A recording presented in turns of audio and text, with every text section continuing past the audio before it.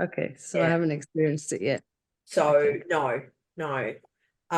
So yeah, there's no, it's non-physical, there's no judgment, no ego. So then after a healing, you can ask the person, how are you feeling? And a lot of people go, well, what did you see? Or what, as a practitioner, you don't see anything. You're not getting any information. It's between source and the person on the table. So that's the difference between Pellowah and Reiki, because when you're doing Reiki, it's like, yes, the Reiki practitioner will see visuals, but the thing is, some of those, like the story I told you earlier, you got to really use your discernment, because some of those stories may not be related to you. That could be what they're processing. So this is where a lot of practitioners really need to make sure they do their own inner work and their own housekeeping and maintenance, because the healing energy is coming down through the crown chakra, down through their filters, and whatever they're going through during on the day, and then out through their hands. So if they're having a bad hair day and going through some emotional stuff, or had a fight with their spouse or whatever earlier that day, and then you're having a healing, it's like, well, guess what? You could get contaminated energy. This is the difference between Pellowah and Reiki. Pellowah is 100% pure 24/7. Does that make sense? Yeah. Because there's a lot of practitioners on the planet today that are all still trying to deal with their own trauma. Yeah. And I've picked it up before by walking into a room and laying on the table. I picked it up because she didn't cleanse the room. I'm very sensitive like that. That's what I mean. I want to be in control of that. I'm in control of my healing. I'm not going to pick up other people's stuff. Good. So a good awareness. So the Reiki is more earth-based, and you can give Reiki to yourself. Okay, and that's channeled through, but that's the difference. So Reiki is really focused on the symbols, Shokurai and Heiseki and those symbols. And whereas Pellowah, yes, it has symbols, and I'll show them to you in a minute, but it's the attunements that are really powerful, because an attunement, a level 1 attunement is like having 10 healings on the table. A level 2 attunement is 100 healings on the table.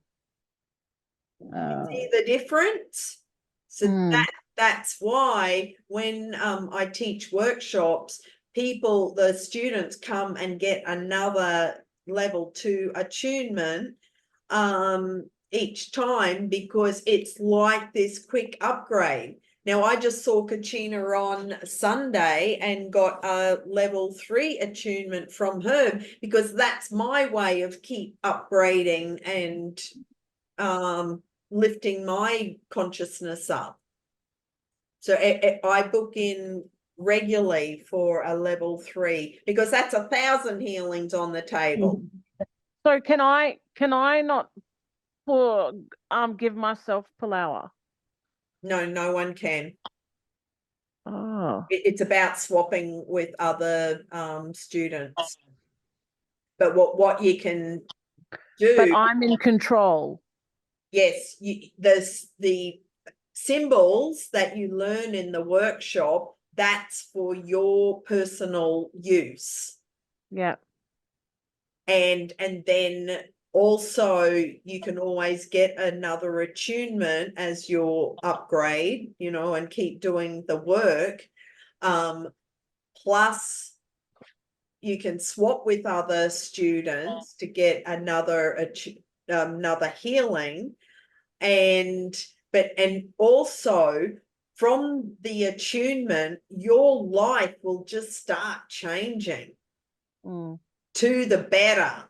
to more positive, because things will start shifting within you, and then you'll start doing things from differently.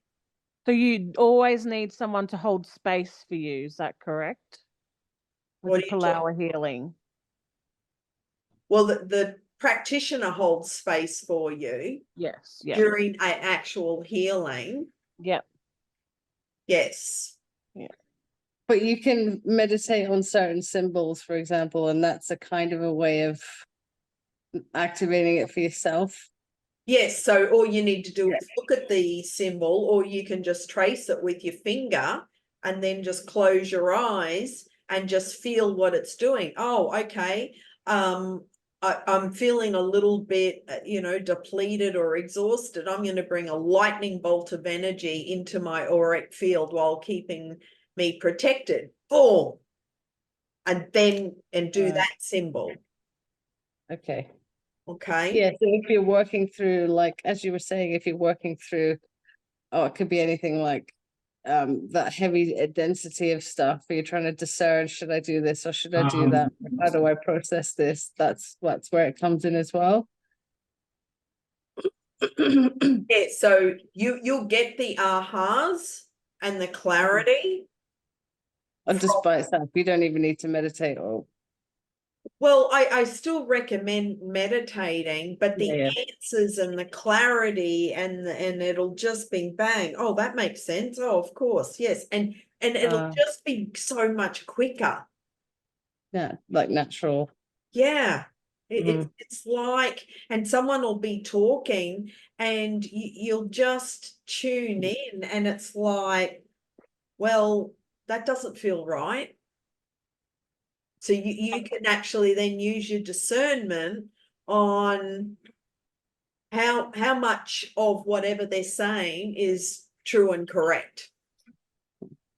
So using your discernment, and then you can also discern how much is coming from ego and how much is coming from their true self.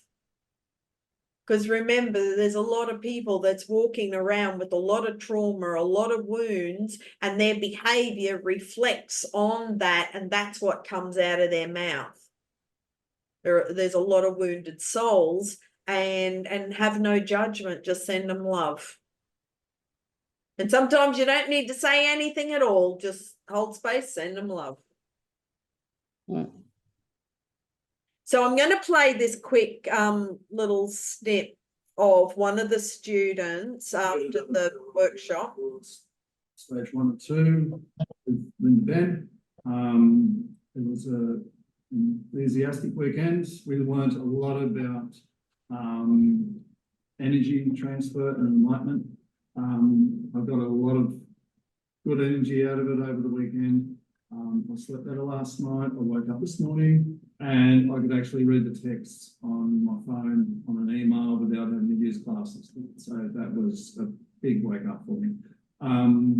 Today, in the stage 2, I had the spiritual self come down into me. I had a lot of lights going on the inside of my eyes, but the main thing that I took away with it is that it has shown me more direction, given me a better vision of what my future is and where I'm supposed to go and what I'm actually supposed to do on this earth.